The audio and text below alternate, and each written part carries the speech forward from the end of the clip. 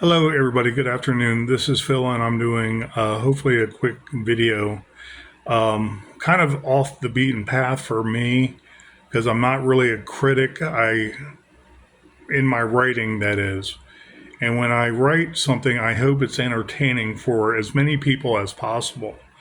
And when I put my thoughts down, I take time with it, and sometimes I will adjust words, and I will do the sentence structure sometimes as I'm writing, and try to make it a smoother, more flowing sentence to sentence to sentence, paragraph to paragraph, page to page, chapter to chapter, and then finish my work in all. In all, ALL, not in all, but I love writing in general. And my goal is to put people in a different mindset where they can understand what I'm thinking, or a situation in life in general with conflict we all have, probably experienced in our lives or daily lives. Some of it might be more traumatic, dramatic, overbearing. There's conflict in our life, and we need to escape. We want to escape and enjoy something that takes our mind off of our own individual lives for a moment, and we can partake. We can understand where a plot is going, where the story is being told, and have a feel of the author also, his or her intellect, where they're going with something. Okay. And if you want to call it a certain amount of escapism, that's fine. But the visualizing we have is to be entertaining. Okay, to see the story unfold, see the scenery, see the feelings, the emotions, the pain somewhat, which does not, it affects us, but it's not really painful to us to read it. It's conflict that we're seeing in general. Children's books might have some discovery in it, and that's the conflict. It's not meant to be so painful or so dramatic and traumatic. A lot of it is supposed to be fun, however. Okay. And when I don't do a book review in particular, I don't do book reviews, and I will review things online and give my honest opinion how to better something, but keep it simple, because I'm not attacking the author. I am attacking the work to certain degrees of wanting that work to be better.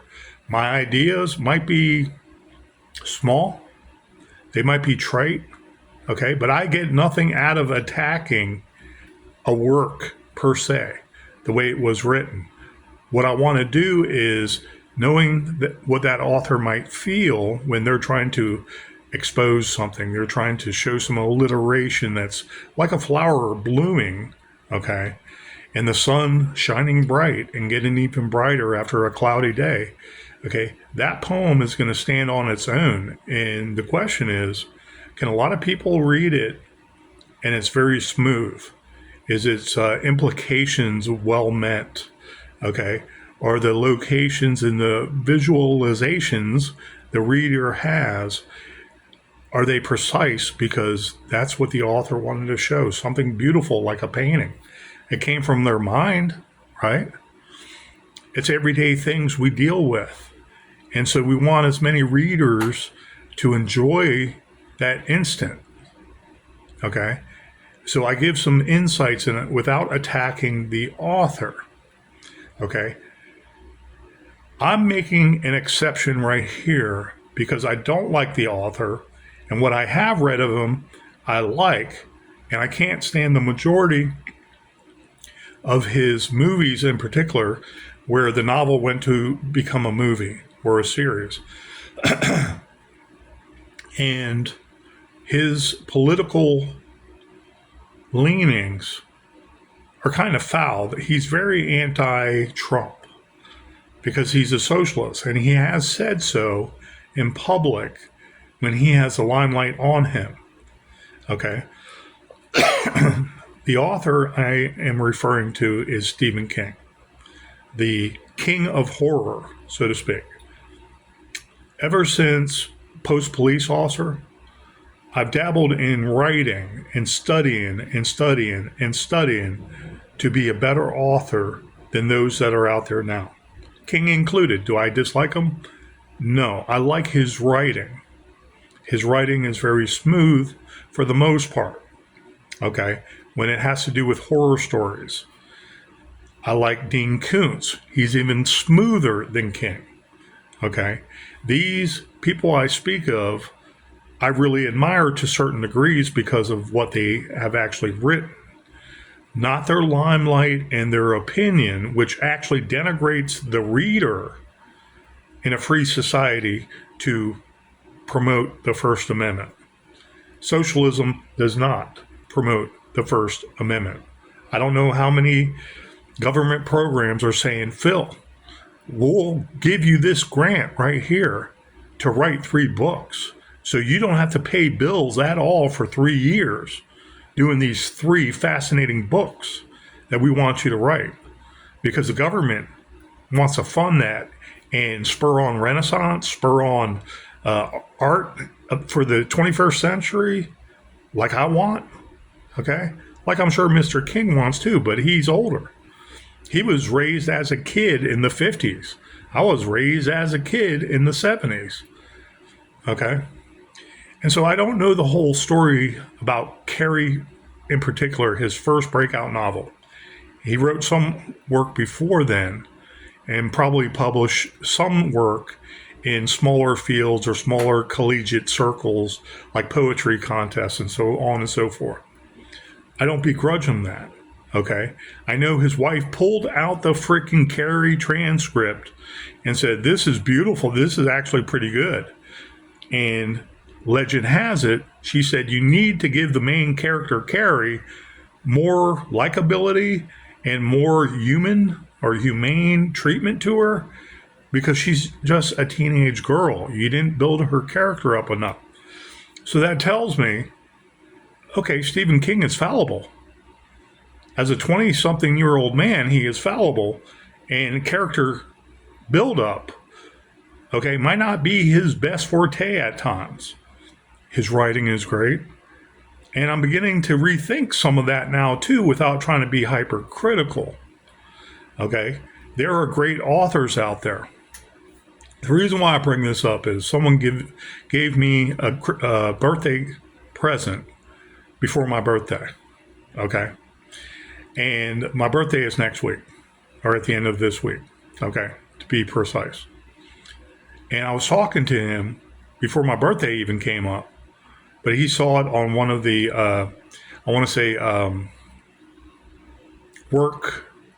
internal work emails where it talks about start date, birth dates of workers, and then the employer wants to celebrate their birthdays. And I'm like, okay, cool. He knew that. But first, we were talking about poems, and I would send him my poems I do at Facebook, only doodling, and trying to go back and forth from Google to learn more verbs, learn more adjectives, learn more nouns, okay? And for instance, more recently, I was looking up umbilicus, and I didn't know what the word was for what the old ancient scrolls were rolled around, that dowel with the end caps. What did they call them? They call them umbilici. 2 of them is umbilici or umbilici, okay? 1 is umbilicus, okay? And it has to do with the etymology of coming from the navel or the center of something, okay? And back then, if we didn't know a lot about medical know-how and how to save people, they were, I want to say, applying words to things of the body at a very young age, okay, in human history. And one of those was umbilici or umbilicus, okay, having to do with the tummy and the navel being the center of our body, okay. And so we were talking about that, and he said, "Oh yeah, I got your present." And I was like, oh, okay. All right. Thank you. We were talking about that more recently, and I did a long version poem without rhyme. Okay. And we were talking about words and stuff, and he showed me the book he got me. Because 2 weeks ago, I told him with all of our discussions about poetry, I'm buying him a big dictionary because he wants to also start doing poems and ballads for his music. He's starting to really get into more. And I'm like, okay, that's great. And then he said, oh, by the way, I'm going to get you a birthday present too. So he showed me this book more recently. And I'm like, didn't I explain to you, I like King. I think his writing is good. I don't like his politics. I can't stand him as a person. He does cameos in some of his kind of comedic horror stories and movies, that are anthology in nature or segmented small short stories. And he does a cameo, and it's like, yeah, it was not good. It was not good, and it's not what I want to do. If I ever am blessed to work with a good crew and they bring my vision to reality, and it's all inspiring, okay? All inspiring. And I don't like his mentality. He is a gatekeeper in general in the writing field, and I learn now from his book. Okay, I'm about to give a brief snippet about or some input about it. And I'm probably giving him some free publicity. Does it matter? I don't care. It doesn't matter, but I want to be a better writer for the reader and people to be entertained. Okay? The worst thing someone can do to someone is say you can't do something, because that person is going to do it. And unfortunately, I had a couple challenges in my life about writing. Like, I'm never going to write. I shouldn't write about what happened to some of the people in Washington, D.C. I shouldn't write about this. I shouldn't write about that. And when an Oxford City, Granville County, North Carolina newspaper editor in disgust, when I come back to see him 4 days later and I ask him, how did he enjoy Below the Precipice? And he said, I read a couple pages and I couldn't read anymore. In disgust. And I was like, oh, so I'm sorry. Did horror offend you? I'm sorry, I didn't know that. I thought you were a realist. It's for adults, and he's like, no. This big, overweight monstrosity of a man who had a cane, he couldn't walk because of his gout, had this utter look of disgust. And I became homeless at that time, not able to find jobs, even in North Carolina across the border. And he acted like I was the one with the problem. And he couldn't even give me the decency to look at the grammar, to look at the sentence structure, to look at the visualization, to look at the format of the book being one of the best horror stories out there. And he couldn't give me that decency. That was beyond worse than a letter of denial saying, we're not going to buy your book. Okay? He looked at me like I was less than human. And when that happens, I'm like, oh, really? Okay. I can go anywhere I want, writing anytime I want, about any subject matter I want, even on a collegiate level of doing encyclopedias. The only thing I studied since then, when I already studied the entire 1966 Webster Dictionary, and remembered a lot of those words, but I didn't study it like I should have. I reviewed each page each day as time passed, and I kept on doing it. And I would read a lot more sometimes because I finished it within a year. But my studying, being challenged like that, was initially a page a day, writing every word on one page with 2 columns, full columns of words, defining them after reading it, doing a sentence for at least one page in one letter of the alphabet, then going to B, then going to C, then going to D, all the way down to Z. I did, but I didn't come back after reading the whole dictionary, every page. I didn't do that for every page. And that might have helped if I had time to do that. Okay. But I at least did 26 letters of one page each. Okay. And I read the whole dictionary, the whole back of it, and the whole word section. So, yeah, I could have studied it more to increase my vocabulary, to remember them better. Okay. So when I say I didn't study it, that's kind of a misnomer. I did read it. I didn't study it thoroughly like I wanted to because of moving in and out of homelessness. Well, anyways, I was like, okay. He didn't even care about the second book that I gave him to free of charge, and he kept the books because he came out from his back office to the front counter, and that's when the disgusting look he gave me. I was like, wow. Rough crowd. You can't even keep an open mind about it. Someone pissed in your Cheerios? Well, I believe he has since passed since then. And I never spoke to him again anyways. Okay. So someone giving me an ultimatum or someone being rude like that, it's like, I'm better than that. I can study more to see what I can incorporate in that, I want to say, more fulfilling work. Stephen King is the greatest horror author only because he had the vehicle to do so. And he was a great writer. I give him that. But it was more because he had the vehicle to do so when there's so much talent out there. Give me a contract for 20 books within 10 years and make me a millionaire. And I can do the same thing. 60 books he wrote, supposedly published and supposedly bestsellers.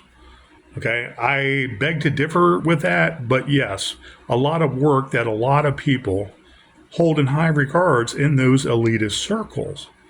Not the American public in general.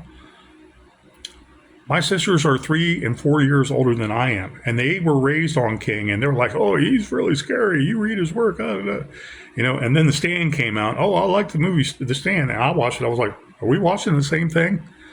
I was an adult and watched it, and I was like, it's still crap. Okay, the original movie was not too bad, but it dragged on forever. It didn't have that eeriness to it.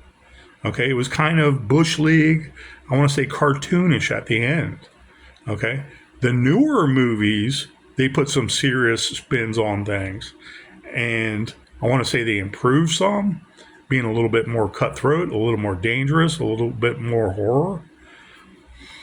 Like Stephen King wrote it, was not too bad, then the movies sucked. So they profiteered off of probably a good idea, and it didn't translate to movies. Okay? However you explain it, it didn't translate to a lot of money like they thought. Give me that chance. Okay? So anyways, I critique people, and I try to give some input. Okay? If it's obvious punctuation issues, I might say, hey, you might want to look at your commas. I don't try to be ad hominem and attacking them personally. Okay? Because I can get butthurt too. I had an AI response.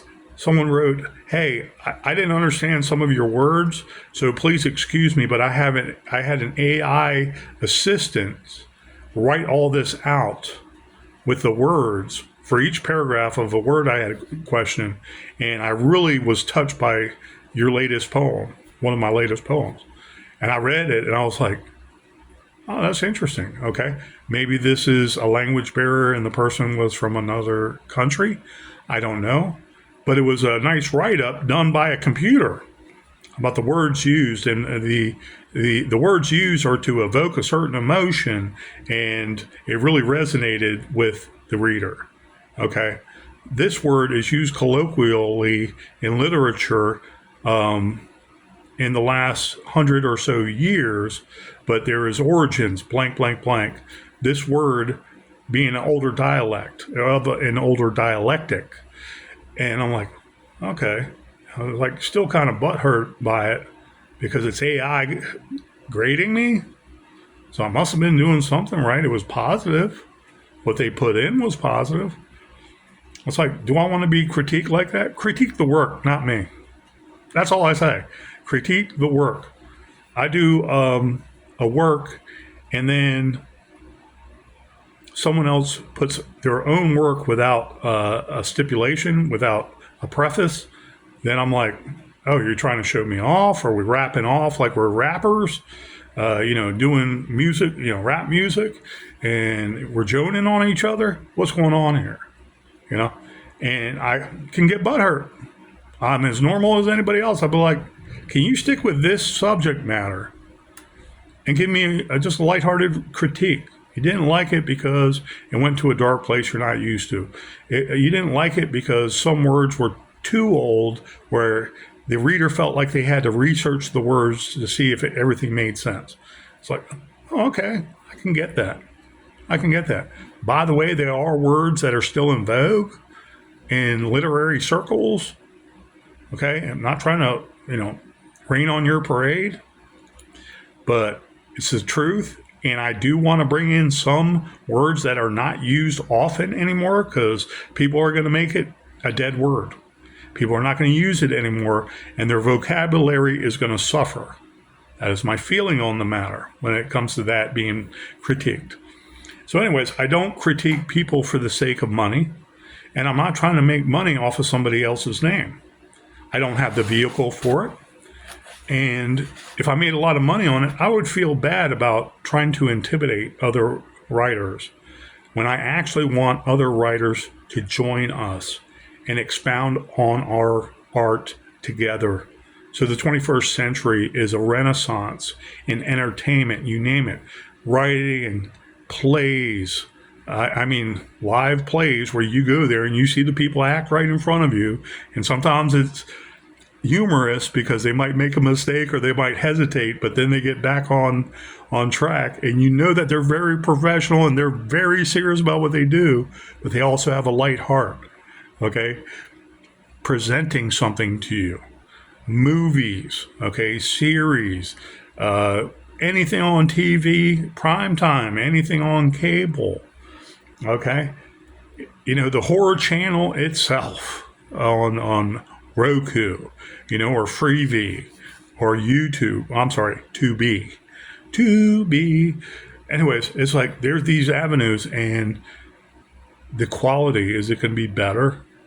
Where a lot of this archaic nature, and I'm not just talking about the movies, where you have 5 writers getting together, someone's researching something, another person is writing the drama, and they're talking about these battle scenes and how we're going to do it this way, and how we write up the thick freaking manuscript, okay, for all these actors to get a copy. I'm not talking about 5 writers. I'm talking about the individual having thousands of writers individually doing different things that all people mostly can enjoy and expound upon. Someone writing about mathematics, maybe. Someone writing about freaking poetry. Someone writing about the death of loved ones and how you get over it. Okay, or how they got over it. Okay. Someone writing about giving life to brand new life, our children, our babies, and protecting them with all we are. Okay? And the joy it gives us. Inspiring our hearts, and sometimes we can't even explain in words what it is, why we love who we made. Sometimes. Okay? That kind of emotion, that kind of entertainment is what I want for the 21st century. Am I perfect at it? Absolutely not. Okay, I can go there. You name the topic. You name the subject. I can go there. Do I stay there long? Am I going to be known just for, my kind of medieval slant in language and the typical, I want to say, Knight of the Round Table, not surviving, so he's talking from a perspective of he's already dead, given that ghost feel from the perspective of the ghost? Am I going to keep on doing that? No. But I have so many different perspectives I can change up on and go to. And that's what I want for the 21st century myself in my heart. Do I want to be something antichrist? No, I'm Christian. Some of these Christian booksellers or Christian publishers, I'm like, yeah, it's all about Jesus. It's all about the Bible. And it's like, okay, there's a place for that. So you're not going to help me out, are you? Because I'm kind of writing off the cuff horror, ghosts, stuff like that. It's like, no, we're not going to help you. And in fact, we're going to send you a warning that you have to be more courteous in our group because there's only certain things we post.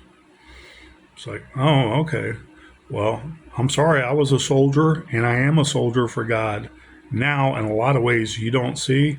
And I really appreciate it, brother, but thank you. It's all right. I'm not going to get that Christian publishing deal from you or anybody else like Regnery because they're conservative and they're worried about big pharma. They're paymasters.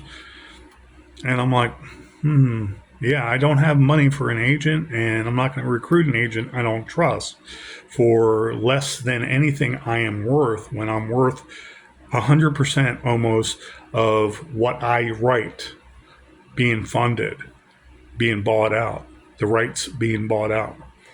It's like, I still want Renaissance. I might die a poor man, but I'm going to sit on those great ideas I already wrote. I don't care. No one is going to profiteer off of me before I profit off my work because of my investment in expounding upon the English language, the literature arts. Okay, the punctuation, grammar, the alliteration, the styles, the stanzas, the sentence, the segments, the words, the lines, again, the lines and the segments of lines and stanzas and the amount of stanzas and couplets, quatrains, singles, what have you. It's like, I get it. Do I want to critique someone because I am not rich? Do I want to critique someone because I'm in a bad space today because of work? Nope, absolutely not. Do I want to critique anybody? No, absolutely not. However, when there are gatekeepers making decisions with those same elites in New York or those same elites in Washington, D.C., like the Regnerys of the world, and possibly they're speaking about you and laughing, and possibly they're like, yeah, that's a road we're not going to go down because he's too verbose, he stands up for what he believes, and he's uncontrollable. Okay? Do I want to be in their field? In some ways, yes. Do I want to get along with them? Yes. If we have a contract and I'm going to make them money based on something I already wrote, I will promote it for them. And whatever they say to go do, I'm not selling my soul. I'm going to be honest about the book. Trill of the Red Robin in particular, it was based on a true story. And the author alliterated about how he thought about things, the narrator especially, about how he thought about things in the past, and he had something new to live for. And then even that was ripped from him a second time. Doing service, and I want to say in the name of the Lord, helping his fellow man, and they were ripped away from him. Okay? And these elites would be like, oh, that's a great story, but you, Big Pharma, COVID, we'll have to pass. Thank you. It's like, I can take dejection. It's okay. I don't have to promote them. I don't have to critique anybody. I don't have to step on them in failure when I want even Stephen King to succeed. Because we're in the 21st century. We're in enlightenment. Okay? We should be expounding upon our alliteration, our literature, our entertainment, and bringing more people in for the expansion of our mind without damaging our mind using drugs. In particular, our spirits get strengthened by that art. Our hearts, our minds, everything working together gets inspired and grows because of that art. I say Renaissance of the 21st century. I mean it. I also mean to do movies eventually where I'm very prosperous and I get to say what my vision is for once instead of the elitist gatekeepers determining what my worth is. Even the person starting out doing poetry once in a while deserves a look occasionally. Okay?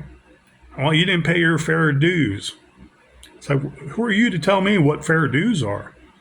Oh, well, I got this contract for 5 books, $30,000, 5 books. Okay, so that's what, $6,000 a book?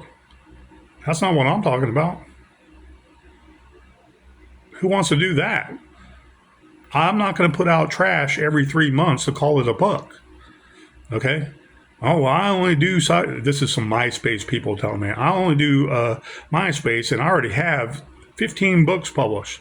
And then I look at his books he has on his page on MySpace, and they're all freaking cartoonish, freaking sci-fi stuff. And it's like, okay, great.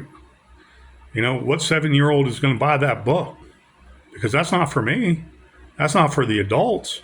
That's not for something that really affects the majority of people can enjoy. It's like, okay, if that's your niche, enjoy. That still doesn't mean you're a gatekeeper. That still doesn't mean you get to critique my work and insult me before you even critique the work.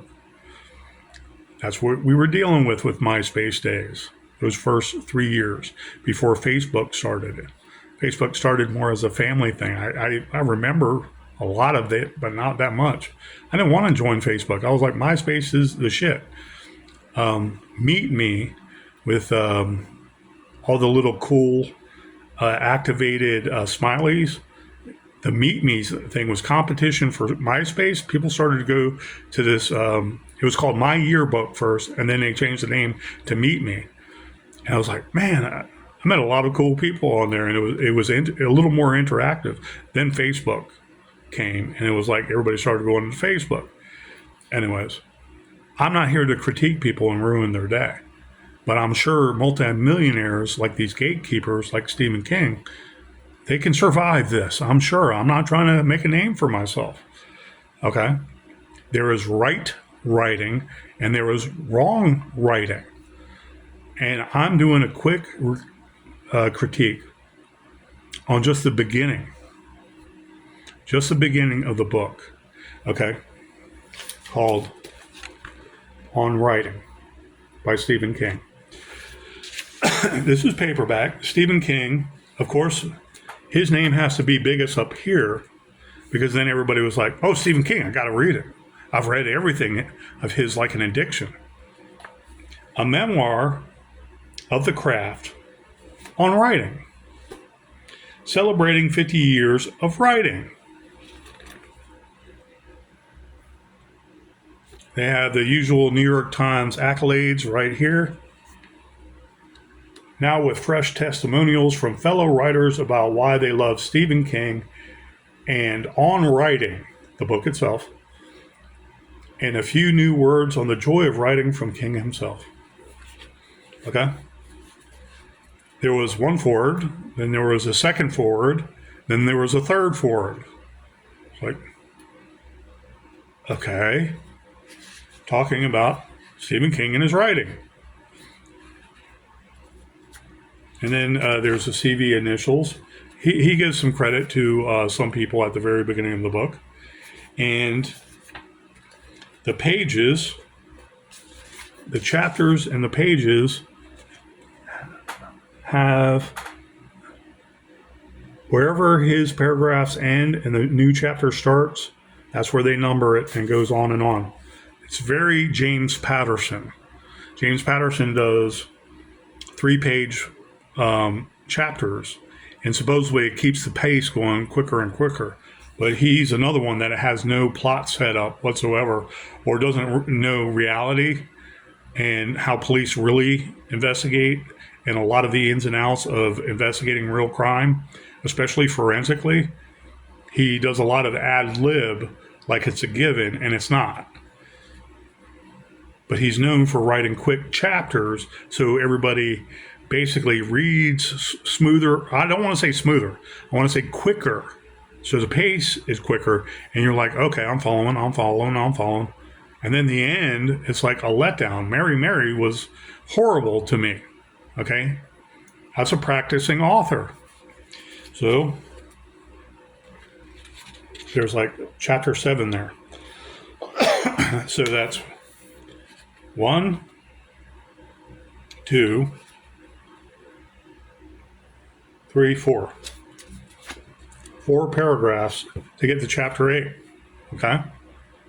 That's maybe something, and I can correct myself if they change it, and that was only chapter 1 for some reason. But that was on page 28. Okay? So I'm assuming that's the chapters. And here is what I don't like. This annoys me to no end because it's not proper. However, elitist, I want to say, purveying, elitist leniency with the alliteration subtracts a couple commas here and there. Okay, I'll give you an example. The beginning of the first full chapter here, start of a new, paragraph, says eventually. Eventually I showed no comma. Eventually is like a preposition of what he's about to say.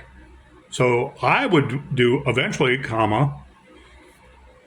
I showed one of these copycat hybrids to my mother, and she was charmed. And then the asterisk. I remember her slightly, instead of a semicolon, he does an asterisk, and she was charmed. Asterisk. I remember her slightly amazed smile, comma, as if he was unable to believe a kid of hers could be so smart. Asterisk, or whatever they call it. It's a long one. And I know the difference between the long ones and the short ones. Okay? Practically a damn prodigy, for God's sake. Okay, so he has some alliteration here that you could say is proper, but many of his paragraphs start out without the preposition. Like one of the paragraphs, I was trying to remember earlier, it wasn't that many pages I read anyways, it says, at last. And he went right into the sentence without any grammar or any punctuation. So at last is a preposition for the rest of the sentence. So is it elitist leniency he does that? Or is it new age English that really isn't that proper? Because you're setting, the reason you have that comma is to set up the preposition. It's basically the preposition preparing you for the rest of the sentence. It doesn't have to be the actual subject or I want to say an adjective or something on itself alone. It's preparing you for the rest of the sentence and subject matter. At last. At last is basically an exclamation. So why didn't he do exclamation mark and then an asterisk continuing the sentence? Like it was an exclamation and blah, blah, blah, blah, blah, finishing the sentence. He does some alliteration like this, and it appears that the editor, italicizes some emphasis words. It's like, okay, yeah, I get that. But they get rid of a lot of commas that are needed. Okay? Don't comma the heck out of your work, please. That's one of the worst things you can do, especially in poetry when you're reading short game. God, Lord knows I could be guilty of it myself in the past.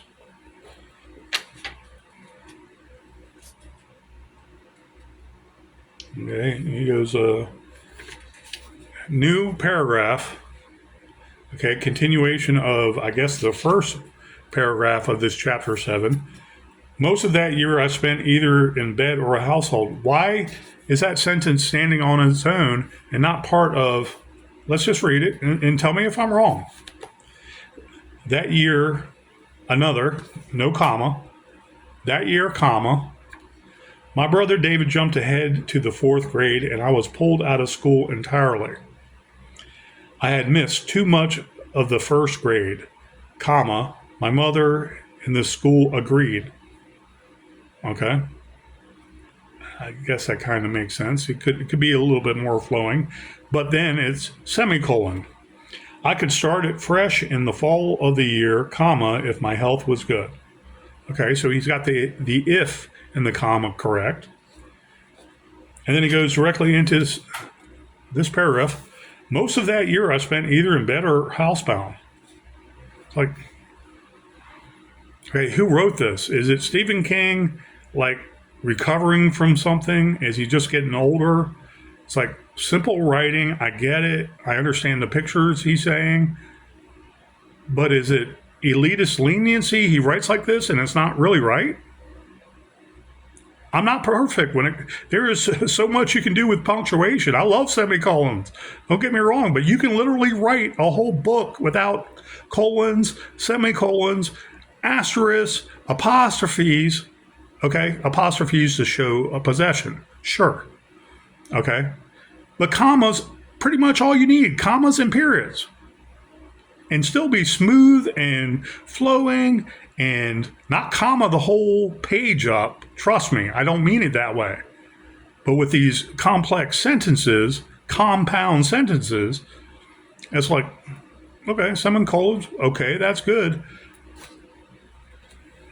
But that sentence, that year my brother David jumped ahead to the fourth, most of that year, I'd probably even put a comma there, most of that year, and then say, I spent either in bed or housebound. This sentence has nothing, this sentence should stay up there in the first. If that was his initial thought. Don't know. I know it's trash. It's not worth these first 6, 7, 8 chapters. Okay? My friend bought this for me because I'm a horror author, and I want to learn some good do's and don'ts. There might be better expose when I read the whole thing.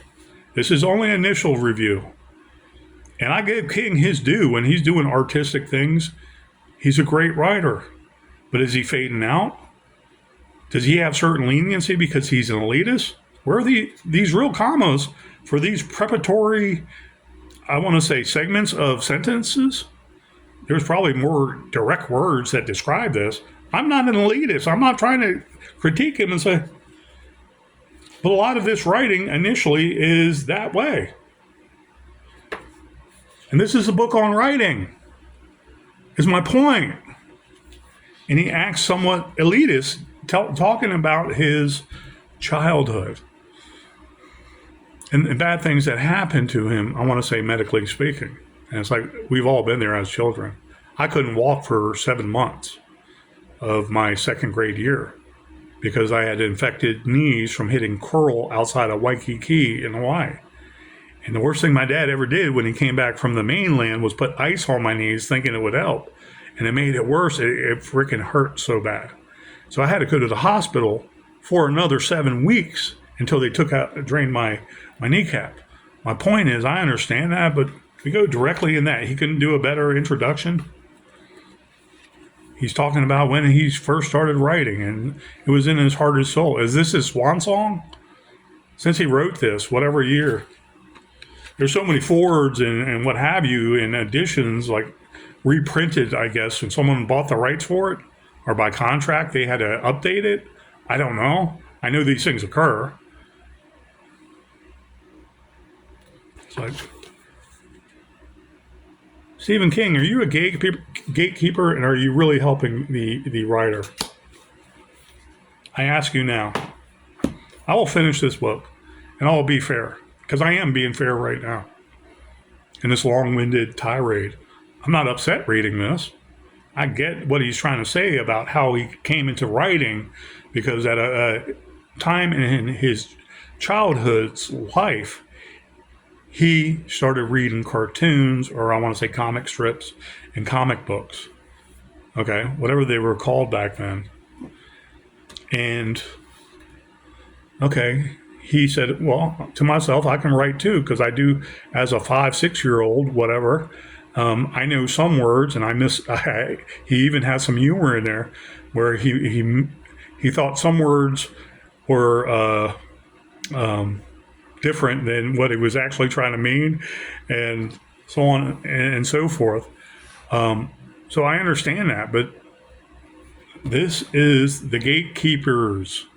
This is I want to say the elitists spreading goodwill around only elitists. Okay?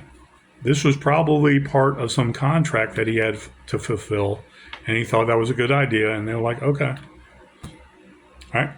I like the idea of this as a present from my friend. And I just got the dictionaries in today, and I'm bringing them to work at the end of the weekend. When he works the weekends, I'm going to give him 2 dictionaries. And I'm not mad at all, as this was a very generous and very, very polite birthday present. One of the best thoughtful birthday presents I've ever had in my life. I'm referring to Stephen King about this. And it's like, I don't dislike the guy. I don't want to dislike the guy. I don't like his tropes, his overused tropes. There's always someone black or of color that's a shaman or a shaw woman. Okay? That are the ones that see and have premonitions. And it's always the white person that's kind of lost. Or, kind of unassuming freaking good guys. He's got a lot of great ideas. Okay? That became movies. And the movies didn't turn out too well, and some of them did. Okay? I don't know all the movies he made. He had some part in. But most of the movies were good. He didn't take part in the production of it. It's like Gatekeeping 101. I should start a series, Gatekeeping 101, and have this book front and center on writing. And people say, well, he published 60 books. He only wrote 5 books. Yeah, that should be telling you something about the gatekeepers, shouldn't it? Okay, I know he's skilled. You don't think I have any skill whatsoever? Why are we even studying to be great authors for the 21st century? And could you and I get that same chance he had by going directly to Manhattan, putting a manuscript on some editor's desk who was looking for a new horror, I want to say, expansion. And they say, oh, I'm going to give you $400,000 or $120,000. Back in the 1975, it was a lot. Like, will we have that same opportunity? No. Because we're going to offend people. We're going to offend them, and we're going to affect their bottom line. And your name is not known. Gatekeepers. So anyways, this is a quick review on Stephen King's A Memoir of the Craft on Writing. And so far it's a dud. I'll give King his due. But I heard about this book before in the past, and I'm like, yeah, what did you do for the writers the first 50 years of your writing? I'll wait. Thank you guys, and I hope you have a wonderful day. Nothing like opening up old dictionaries and learning a lot of words they don't want you to remember. Study and write your heart's content out. Thank you guys. Have a great evening.